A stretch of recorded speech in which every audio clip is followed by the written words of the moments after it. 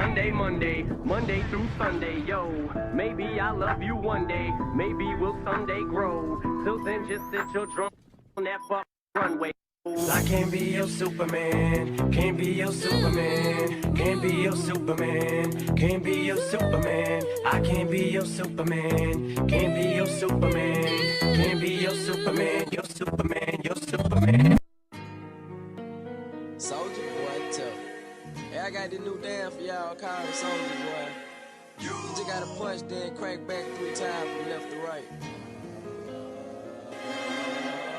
Soldier Boy, I'm in it. Why me crank it? Why me roll? Why me crank that Soldier Boy? That Superman. Now why me crank that Soldier? Now why me crank that Soldier? Now why me crank that Soldier? Now why me crank that Soldier? Now what? Soldier Boy, I'm in it. Why me crank it? Why me roll? Why me crank that Soldier Boy? That Superman. Now why me crank that Soldier? Now why me crank that Soldier? Now why me crank that Soldier? Now why me crank that Soldier? Now what? Soldier Boy, I'm in it.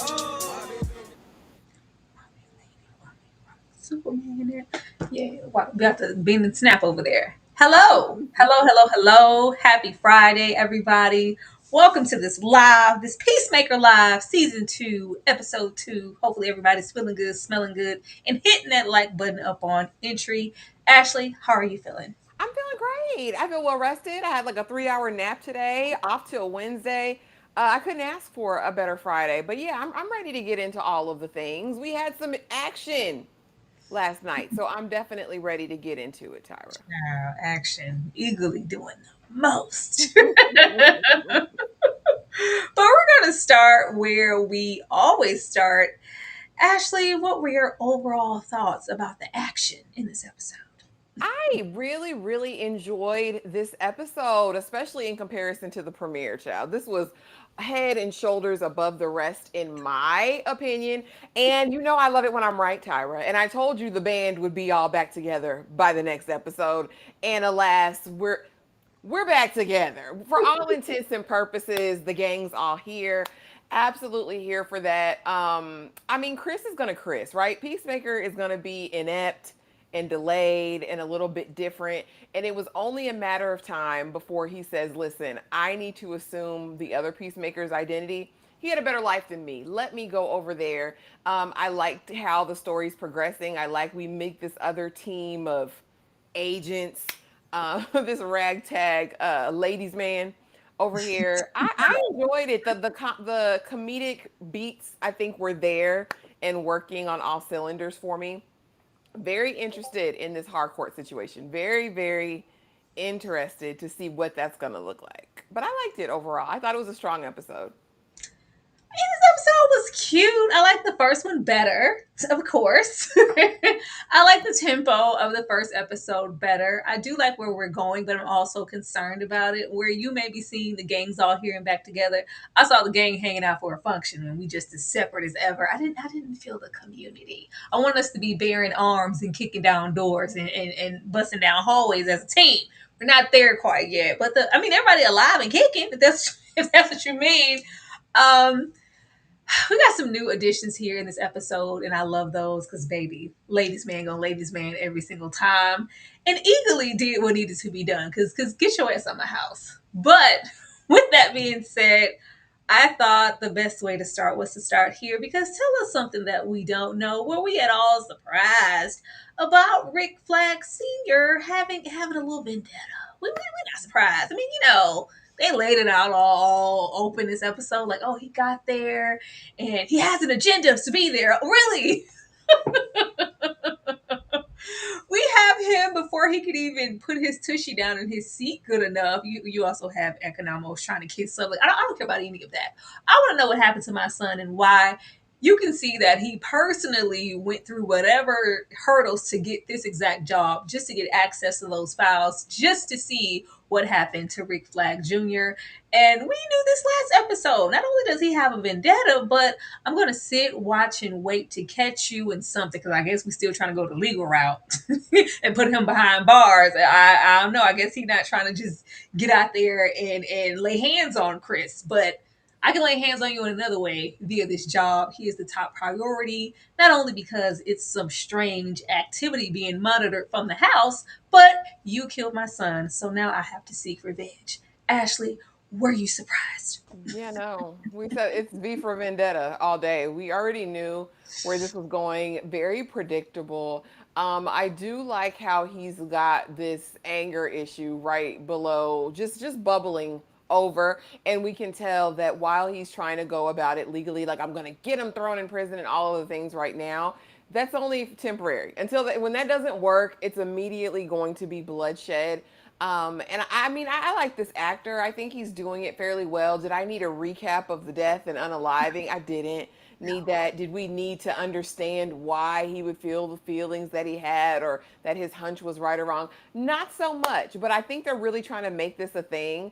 And he's going to be one of our villains for all intents and purposes this season, which is fine.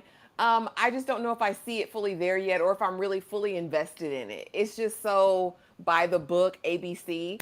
I don't know if I care that much, right? Like usually you want it to be really deep, and he said for peace, I gotta take you out, buddy. It was what it was last season, so I don't know, Tyra. I'm very lukewarm on this whole V for Vendetta revenge plot that we're going to see unfold, and Economos, how that's going to work, because he knows more than he's telling his friend group. And I'm really interested to see if his moral character is going to shine in this episode, or if he is really kind of just be kind of the mole. I don't know. What do you think?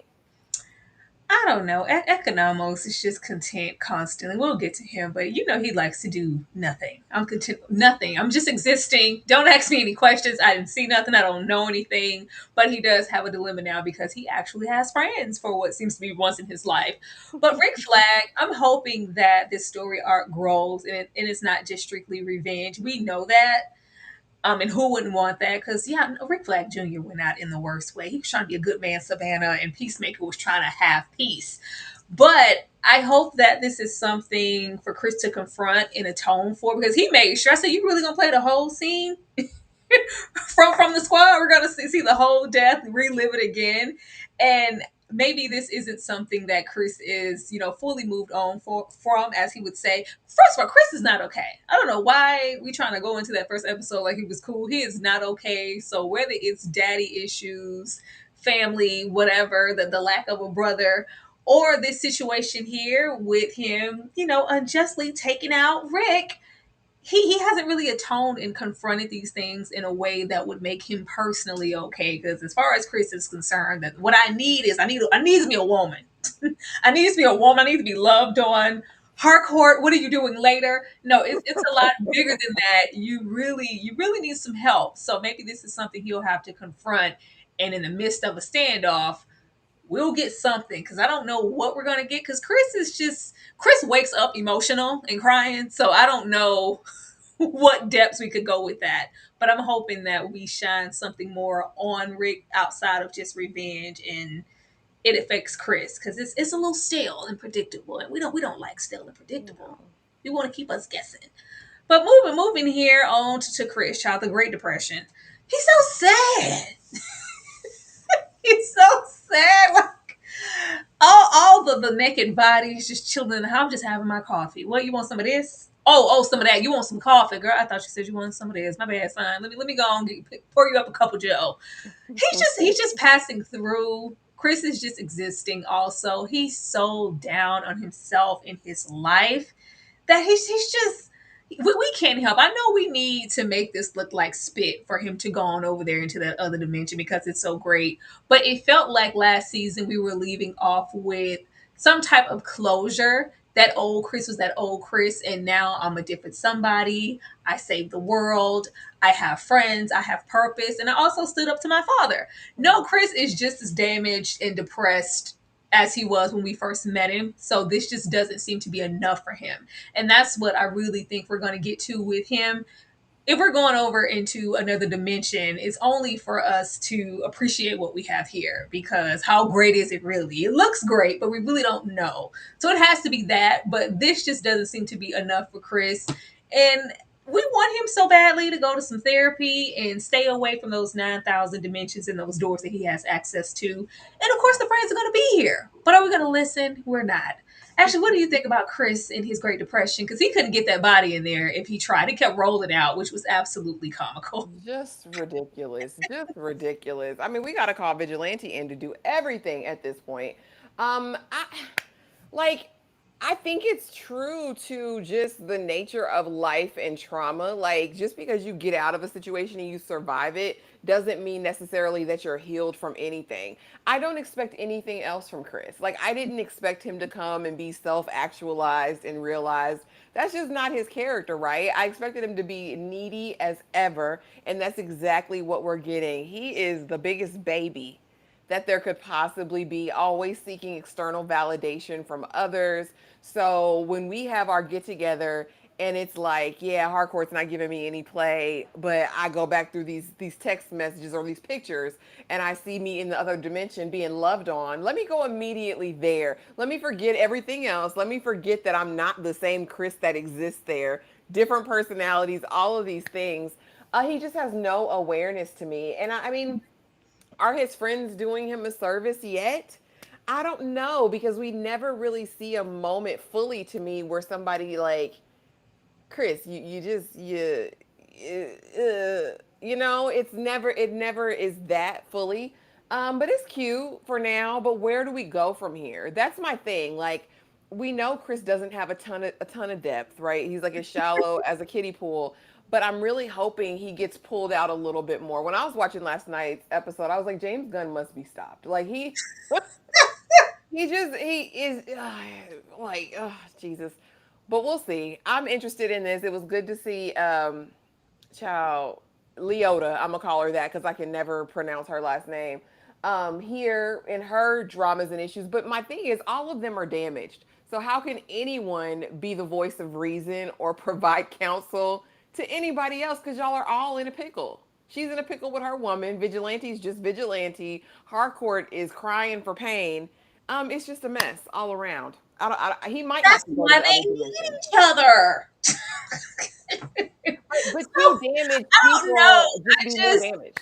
I'm concerned with, and I know we're probably going to get some light from Chris when he gets over into that other dimension. But even with this Great Depression, there's just such a bubbly, greener side of life with Chris. Like, he's going to find a silver lining in something, and he finds these happy moments in the dowdiest of situations. It's just completely depleted here. When he stood there with that naked woman, yeah, like, oh, can you get these people out of my house? Can you just get them out of here? He's just so down. It seems like he's worse off than he was before. And that's just really, really concerning because we had unity last season. So it's like, can Peacemaker never have peace? Is that his game? Listen, Abundance says Peacemaker can't be redeemed in their eyes. Well, redeemed is a strong word. We just trying to live life, just trying to live life and try to have some type of positivity. But Adebayo, what is her narrative now? Everything, and maybe this is why I didn't like this episode as much as not to say it was bad or anything, but if I had to pick, it would be that first one. We have, a change in plans in this X here because we're not together, baby. This isn't a break. We're not together. You need to message me before you just walk into the apartment. And what looks to be maybe ending this relationship, or it's just in a gray area to where they're not okay right now because she wants to go off and start a business and she's a different person with different plans than they were here. And we were supposed to go back to Gotham. Where are we going with this? Because I don't care. They never really invested a lot of stock in their relationship for me to like, oh, come on now. Come on, Tasty. I need you to hold on to that one. It's a good woman. Like, we don't really know who they are. She was just kind of cooped up in the hotel, kind of a lady in waiting last season. So now it just seems like, is it really that deep? To where we're this disgruntled to where I don't even want you by me. When she said I love you, she didn't even say it back. Like, I'm just over it because you're willing to jeopardize your livelihood, your whatever, to be out here doing what? A private contractor? Like, what are you doing with your life, with our plan? I don't want anything to do with you, but I would like to care about it. What I don't want is for her narrative to be like super unserious and like fully realized. Because if we're gonna do that, I want to see her out in the world with this, even if it's a failure, even if it's a failure and she's not making any money off of it, just really trying these things. Because before it was this obstacle of finding out who she truly was outside of this vet business or what her mom wanted her to be, and like, well, no, I do have this underbelly of action, taking charge, fighting, problem solving. I want to take my life in a different direction. Hope my mom, isn't too pissed off. But now that that's over and we're from underneath that and lying to the group or Chris, who is she now? What I don't want her to be is the black sidekick, savior to Chris. Don't do that. Well, I you know, still, they I love a magical Negro. You I know. know. I don't want that. Even if that is, a part of it because they are very close friends. I do want her to still have her own autonomy in her life. And it's, well, that's that. I'm gonna be there when Chris needs me. But when I'm not over here giving advice or trying to save Chris from himself, I'm over here doing X, Y, and Z by myself and for myself. Because I feel like all of the other characters, they kind of have their own thing. And where we get here with her, it's just like Chris needs me. I don't want that all the time. Ashley. Yeah, the most interesting relationship that Adebayo or Leota has was with her mother. That's the gold, that's the magic, that's what needs to be explored for me to be interested because this little waif of a wife or woman that she has, I could give a damn. You would have thought Tasty gave the cakes away. The way she treated her, like, let me turn my back to you and I can't, I love you.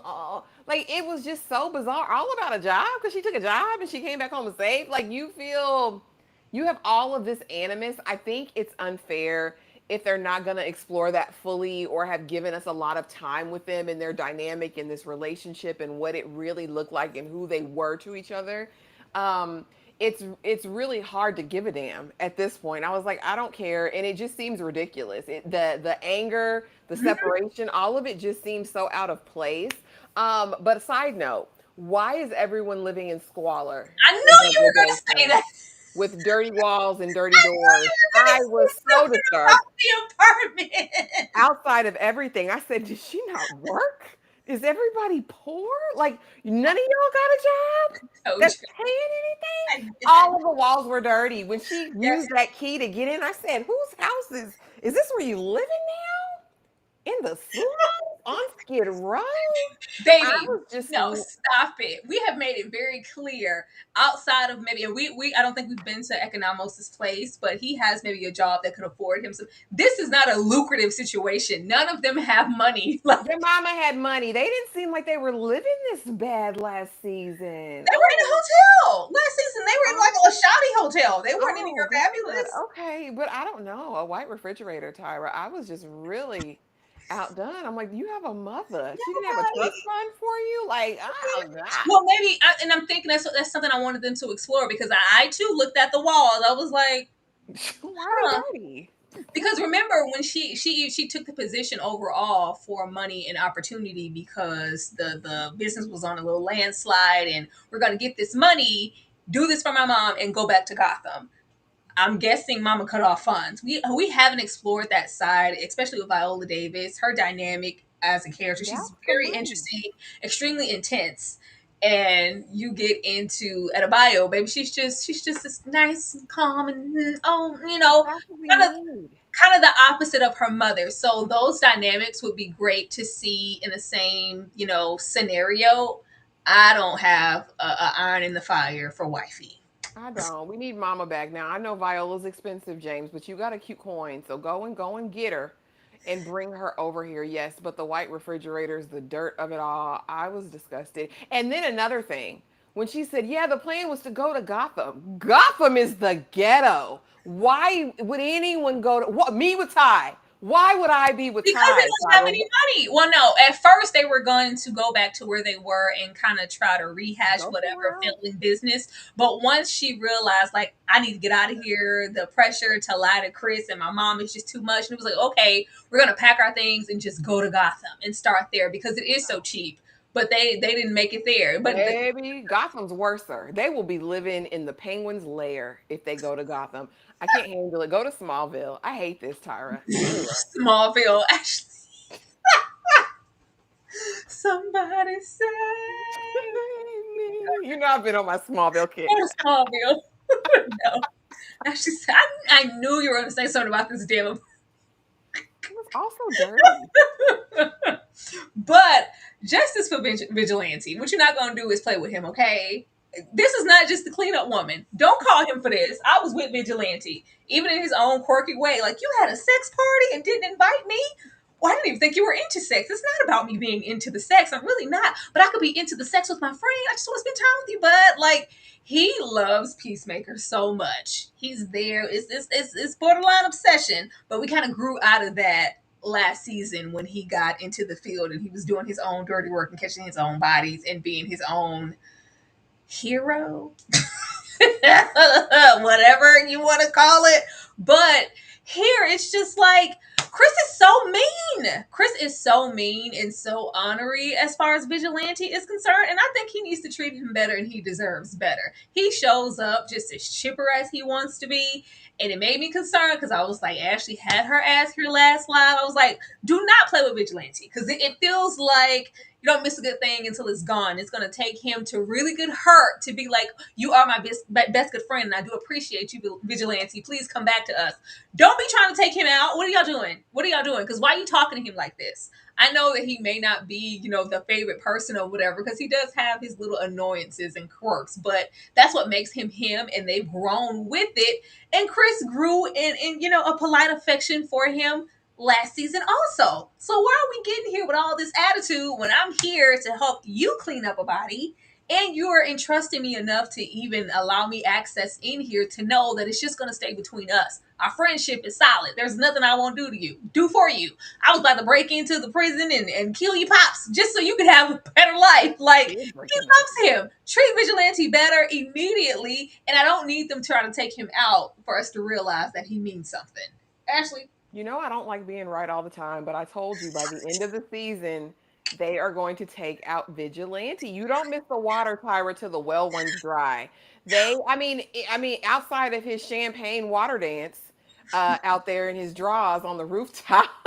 This has always been the dynamic. He's always been kind of the sycophant, the fan, of Peacemaker. But I love you, Peacemaker. You're my best friend. Like, we're the best. And I don't think we'll fully appreciate him, or Chris will fully appreciate him till he's gone. And at this point, he's a cleanup woman, a woman who picks up all you scraps you girls leave behind. Vigilante is who I would want on my team. He is a ride or die. He is really that one in your corner. Good or bad, I'm going to be down for you and support you. But he's not appreciated. Even that picture you have on the right, Tyra, is like this is your end. Like, where are the wings at, Tyra? Because at this point, he is going to be taken out. He's somehow going to get caught in the crossfire. I really will be interested to see how long he lasts. Because again, to me, this is kind of the straw that'll break the camel's back in terms of Peacemaker's sanity. Because he'll acknowledge and know after Vigilante's gone, like, I should have treated him better. I should have held him better. Because even when Vigilante walks in the house, oh, like, you had a party without me? Like, oh, you did this without me? You're doing everything without me? Like, I hate how Vigilante's treated because he literally is my favorite. He literally. Is. So don't be trying to take him. I mean, if you want him to be severely injured, cool. He can heal up for the next season. Don't take him out, please. We need coma. a little piece of a coma is cool, just for a little while. But we need his energy around. He's just so precious, and I love him. Like, don't play. What I do think is going to happen, because he is the only one who knows about the way back. Shout out to Sherman. Love me some Sherman. But he's the only one who knows about these dimensions and where to go, how to get in there. I'm sure with Vigilante being who he is, he paid attention to the code.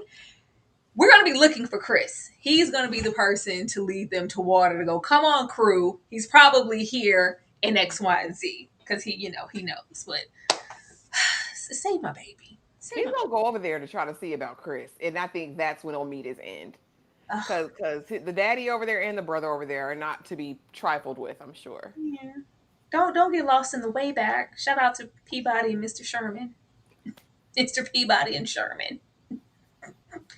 Oh Lord, but I'm not gonna put any weight on that because he has to stay. We need him. But just quit your job, bro. Just quit your job. Clearly, we gave him this assignment for this exact reason. Like, it's this isn't going to end well for Economos, and I don't want to see it. And he's like, "Girl, quit my job for what? I love this dysfunction they have. This welcome back Carter party for Economos. This rooftop party." And you really get to see how much they miss each other. They enjoy each other's company. It's a strong, friendship, especially over here with Adebayo. And it's just like, we quit my job and do what? What are you guys doing?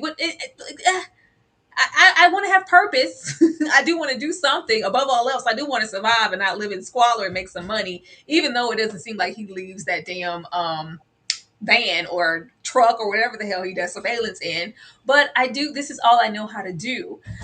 He is going to be stuck at a crossroads, which is really not one of those because he's already lying. He's already keeping things.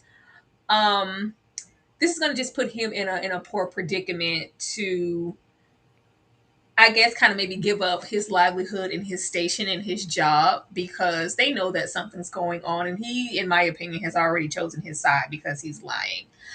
Ashley, what do you think about Economos in the direction that he is going? Because he ain't quitting the job.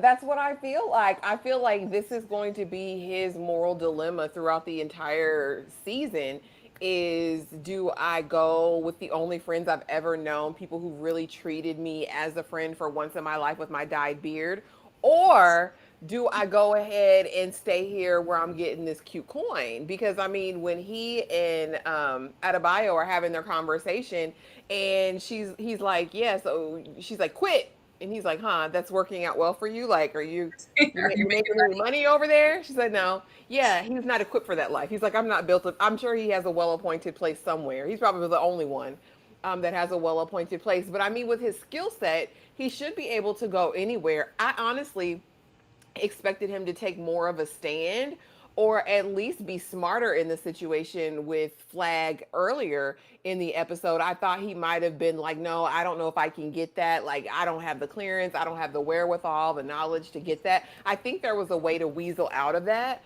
rather than delivering him that file in 5 minutes. I do also think he's kind of chosen his side, but we'll see because, again, these are the only friends, family that he's ever had. It'll probably be one of those ninth hour situations where he's already given over so much information and spilled so much tea.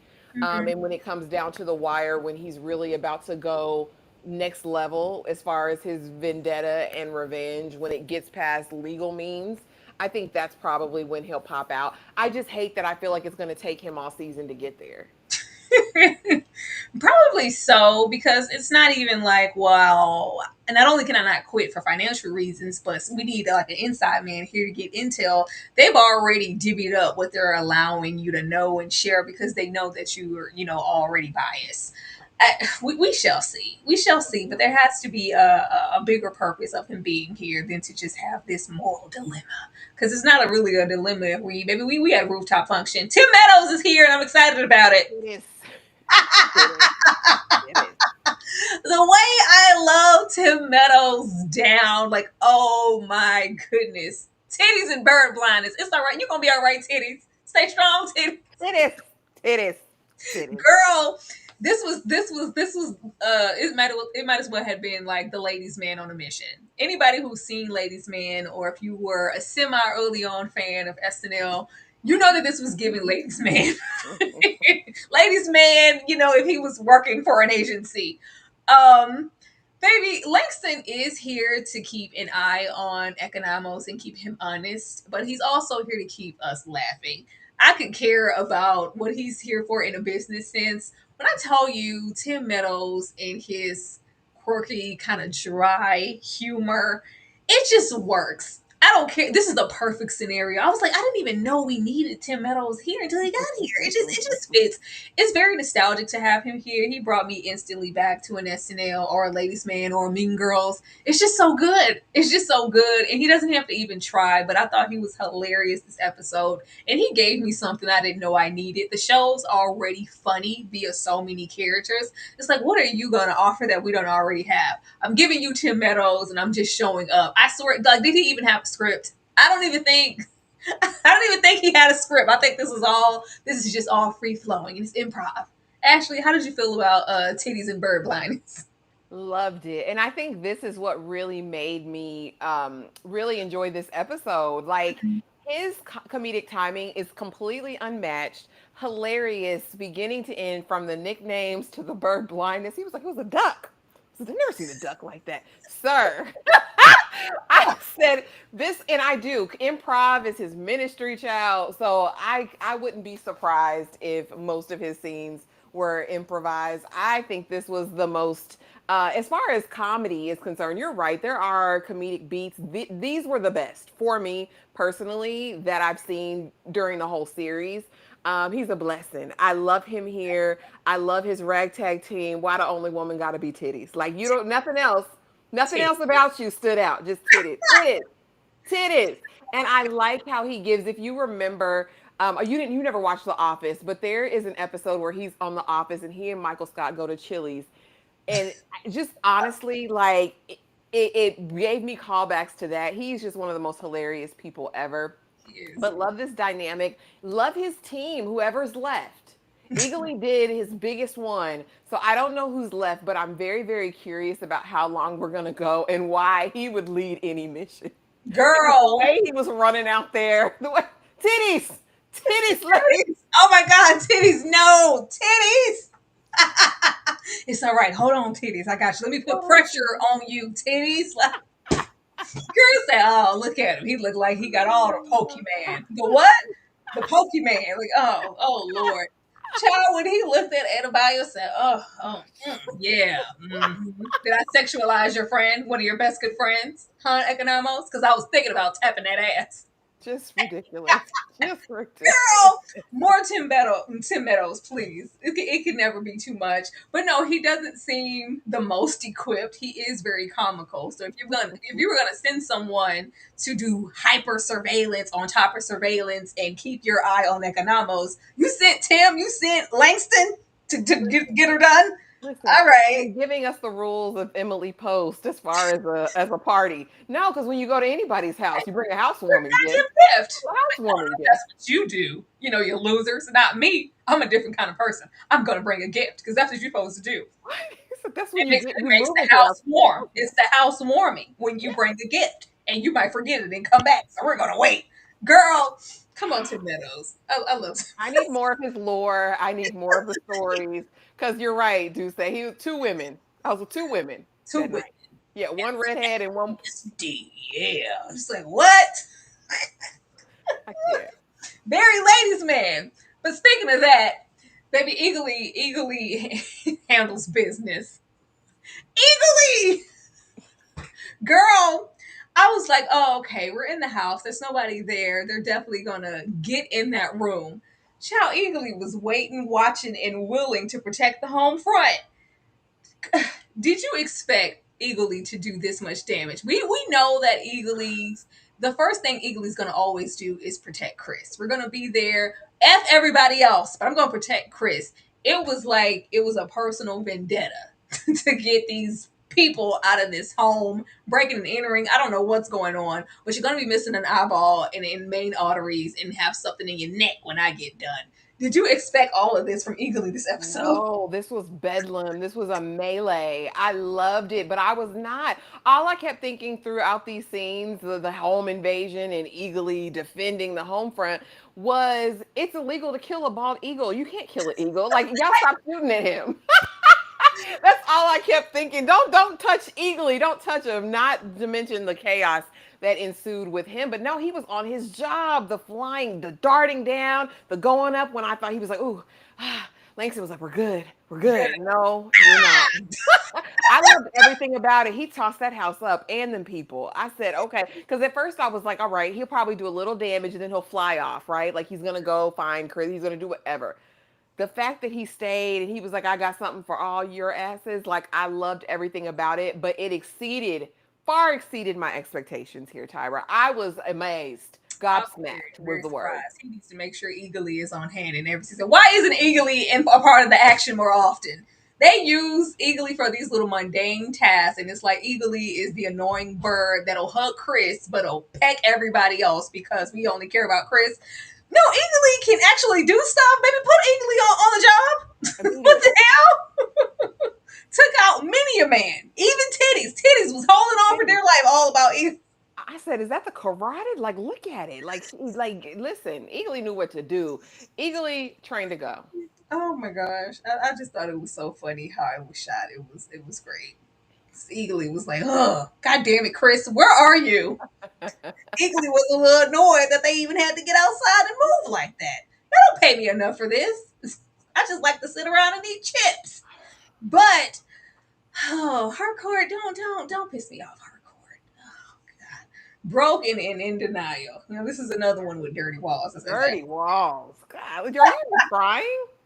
Girl, we already knew what was up with Harcourt last episode, but here is, Chris confronting her with the fact that she's looking for a fight. Girl, when that lady just, of course, assumed maybe she must be a domestic violence victim.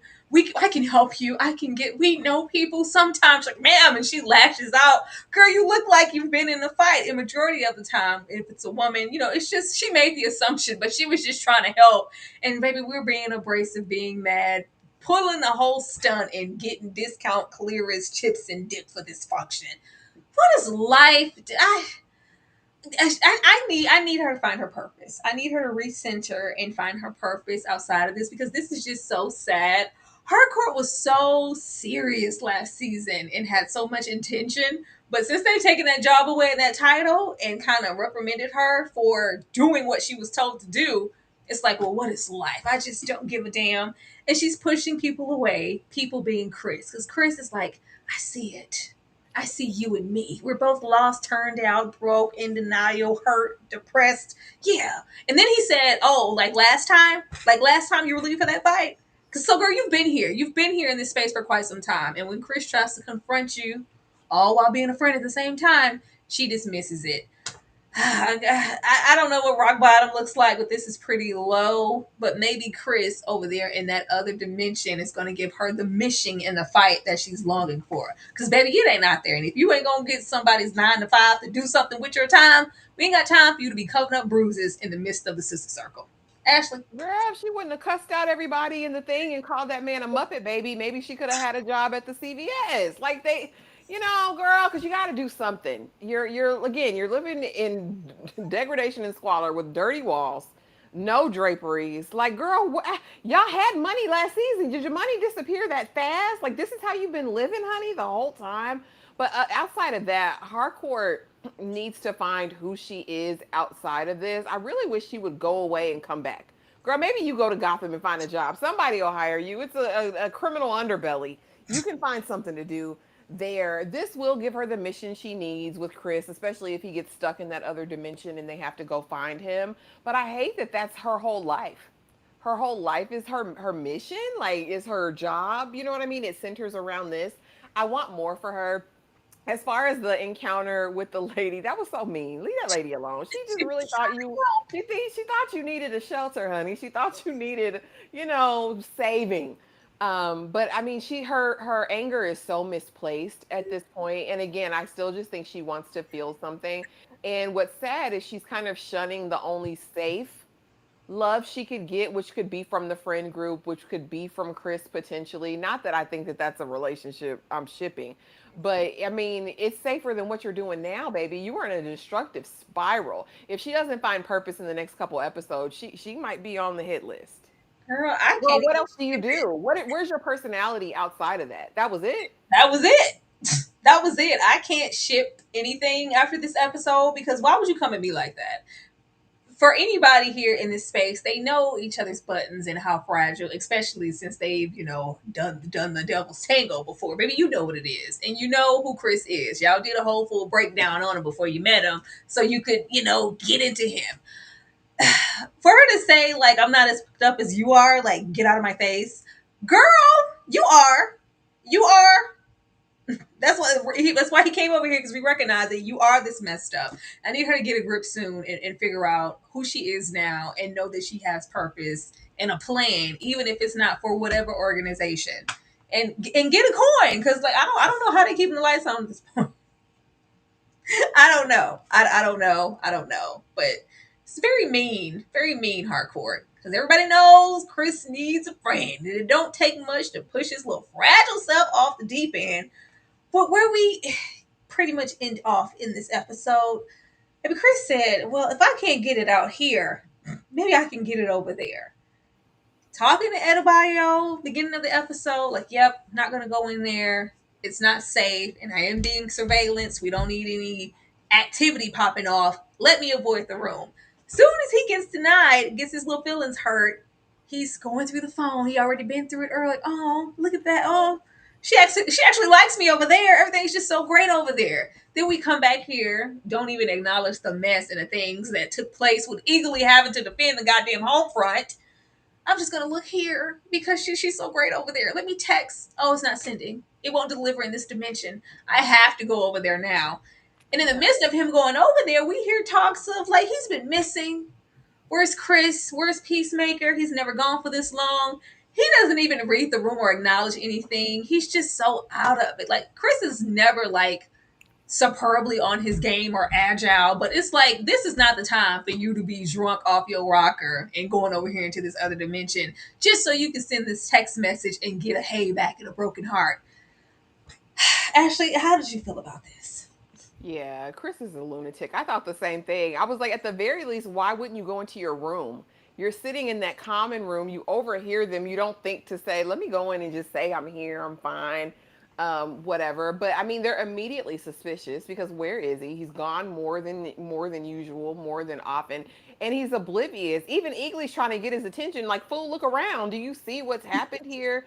And he's just, I mean, oh God, I really just want him to leave the substances alone and get a grip. Like, get a grip, Chris. And the fact that you're going over here again so haphazardly, not considering the differences, you know nothing about this other Peacemaker. Like, you've done no research. You have no clue how to even interact. The family's gonna know immediately something's up. Your brother already was kind of smelling it first episode. I mean, your fake brother, whatever it is. And it's just only a matter of time. I think this will only result in disaster. But I'm ready for it. I knew he was going to be over there and trying to live this life. I didn't know necessarily that it was going to really happen this soon. Like by the third episode, we're already over here. We're immersed. Like when I watched the previews, I was like, oh, okay, that's what we doing, Chris. Like, all right, GQ in the alternate universe.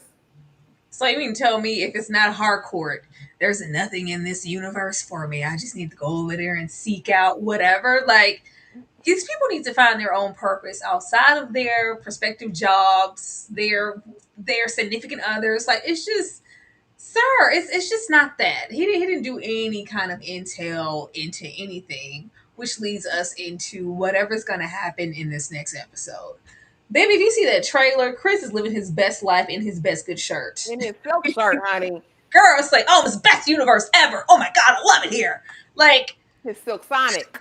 This is the bottom is gonna fall out of this. I don't think they're that crazy. Not only did you kill the brother, the real Chris, but you dismembered the body. We chopped it up. You burnt it up. Put it in the incinerator and the whole thing. Like it's just no coming back from this. And we know it's only going to be an amount of time before they realize something is going on. I wish they would take a little bit more time to thoroughly explain these dimensions because it seems like I don't even think like they don't know that but they don't have access to it. He has access to enter through this door, but they couldn't do the same. And I guess the only reason the other Chris was able to get there because it was in the midst of the fight and them going through the door together.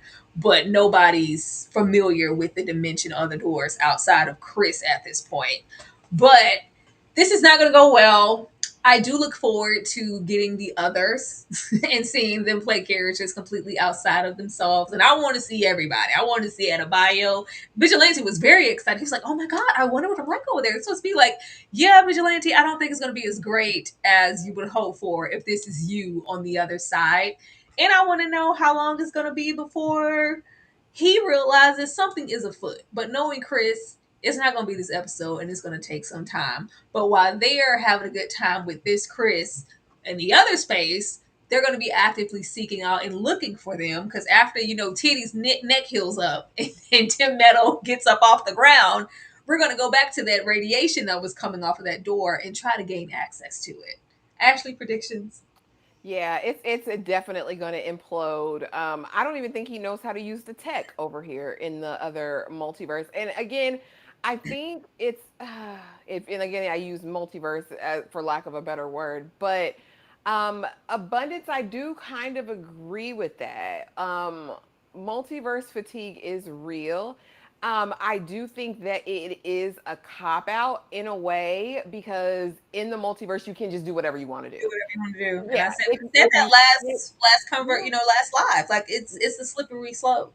yeah. I mean, while it can be fun and while it can open up new things, it does make you ask the question: were you guys just not capable of making something shake in this regular realm or whatever or scope? But yeah, this is definitely going to implode. The brother is going to be hot on his tail as far as you're not acting like yourself. Like, what's going on here? It's only a matter of time before someone else finds that door. And I do think Vigilante will be missing his friend.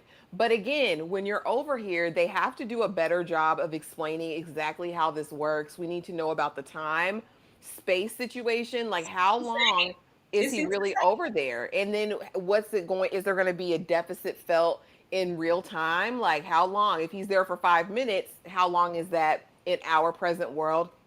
There's more, I think, when you introduce a multiverse concept, you have to honestly you have to flesh it out more. Right now, we don't know anything, and maybe we'll get that in episode 3. But I think when you introduce it in episode 1, we should have gotten more of an understanding. There's got to be an expert. This room, this dimensional portal wasn't just placed there. It's seeming like it's been there. The alien is very comfortable here. He says, since this is what I grew up with, just like you're a Methodist, this is the same as something like Christianity. This has been here since birth. Like, what? So what have we been doing with it and why hasn't it been addressed up to this point? I think that's definitely a flaw, but we'll see. He and Harcourt will probably bang it out, but it seems like she said she was heartbroken. So I want to know what's tea on that. And I agree with you. I want to see all of these characters' iterations in the other multiverse. I want to see how different and how far-fetched they can go because that is the one benefit. If we're going to do it, let's do it all the way. Let's do it, all the way up. And I want to see the extremes from everyone on the other side. Because I really didn't expect this going into the new season. I've never been interested in anybody's multiverse.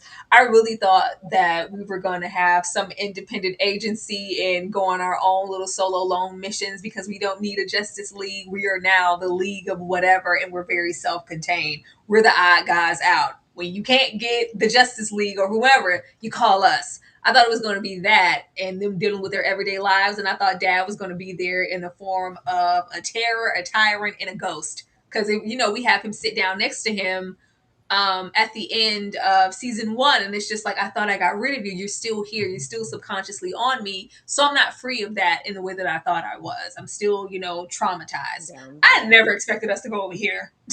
I didn't. And we got a piece of it with the Justice Gang, but they were here for 2 seconds. That wasn't his thing. So now, like, this ragtag band of, I don't know, because what is their real purpose now? They saved the world last season. What do you do now? You gonna save the multiverse? Child. Dimension? What happened? We shall see. But y'all, that was the show. That was the episode. Please hit that like button. Please leave commentary below on your thoughts or your predictions for the next episode. Ashley, anything you want to share before we get out of here? Do not forget, on Sunday, we will be talking Jussie Smollett, the truth about Jussie Smollett. Monday night, we'll be talking K-pop Demon Hunters. You all know Tuesday is for Game of Thrones. And honestly, be on the lookout. There may be a double feature Sunday or Monday. I haven't talked to Tyra about it yet, but I watched a documentary this morning at 6 o'clock this morning that needs to be discussed. It needs to be discussed. What So is it watch it called? now. It's called Unknown Caller, The High School Catfish. Go watch it, Okay. y'all. It's on Netflix. It's only an hour and a half, cute hour and a half. It needs to be on the schedule. We need to talk about it. But thank y'all for coming through. Make sure to subscribe, hit the notification bell so you don't miss anything. But girl, yes, yes. Absolutely.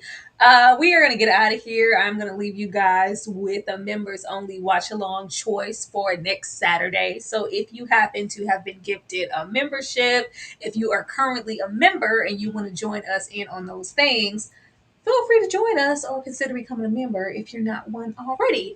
But we will see you guys next time for more Peacemaker. Everybody have a good night. Good night.